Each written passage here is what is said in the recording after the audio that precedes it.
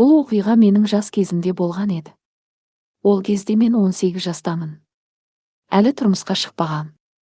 Ата-анаммен бірге тұратынмын. Мектепті жаңа бітіргем. Сабақ үлгерімім орташа болғандықтан институтқа бармадым. Келесі жылы медициналық училищеге құжат тапсырам деп шештім. Жаз мезгілі болатын. Көршінің әйелі босанатын болып ауруханаға кетті де 3 жасар баласы Әлмұхамедке қарайтын кісі қажет болды. Мен бос болғандықтан Әлмұхамедке күтуші болуға келістім. Оған ата-анам да қарсы болмады. Кешке Әлмұхамедті ұйықтатып, сосын үйге қайтатынмын. Кішкентай болса да ол ұйықтар алдында ертегі оқып беруімді сұрайтын. Мен үйде тұрған кітаптан күнде ертегі оқып беретінмін.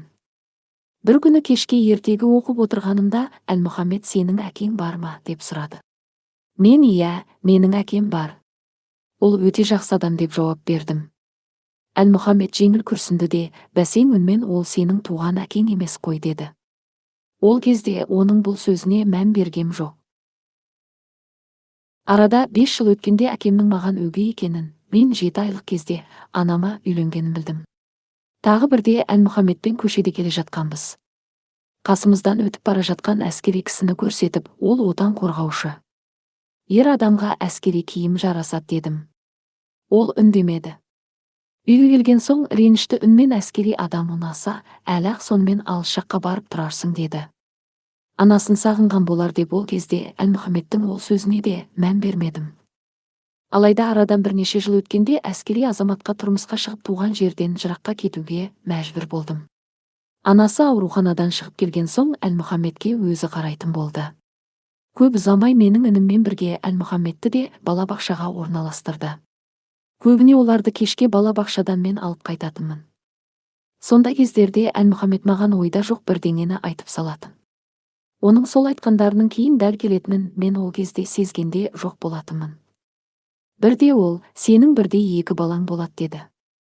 Оның бұл айтқаны да дәл келді. Бүгінде бір-бірінен аумайтын 2 ұлым бар. Арасы 1 жас болғанына қарамастан елдер оларды ажырата алмайды. Білмейтін кісілер егізбей деп сұрайды. Тағы бірде інім мен Әлмұхамедті балабақшадан алып қайттым. Қыс мезгілі, күн суық болатын. Қолғабымды ұмытып кетіппін. Қолым тоңып қызарып кеткенін көрген Әлмұхамед байқа, қолыңды суыққа шалдырып алма. Әсіресе мына қолыңды деп сол қолымды көрсетті. Арада 2 жыл өткенде қолымды үсік шалды. Сол қолым қатты зақымданды. Анасы ауруханада жатқанда Әлмұхамед анам ауруханада бекерге жатыр, дәрігерлер бәрібір көмектесе алмайды деген еді. Расымен де сәби туа сала шетінеп кетті. Тағы бірде Әлмұхамед маған әжең қатты жөтеліп жүр ғой деді. Сол кезде оның бұл сөзіне таң қалдым. Баланың жай айта салған сөзі деп қабылдадым. Өйткені әжем сап-сау болатын. Алайда арада 4 ай өткенде әжемнің өкпе қатерлі ісігіне шалдыққаны анықталды. Ауру тез өршіп көп ұзамай әжем қайтыс болды. Әлмұхамедтің айтқандарына кейіннен ғана мән бере бастадым. Өйткені араға жылдар салып, оның айтқандары дәл келіп жатты.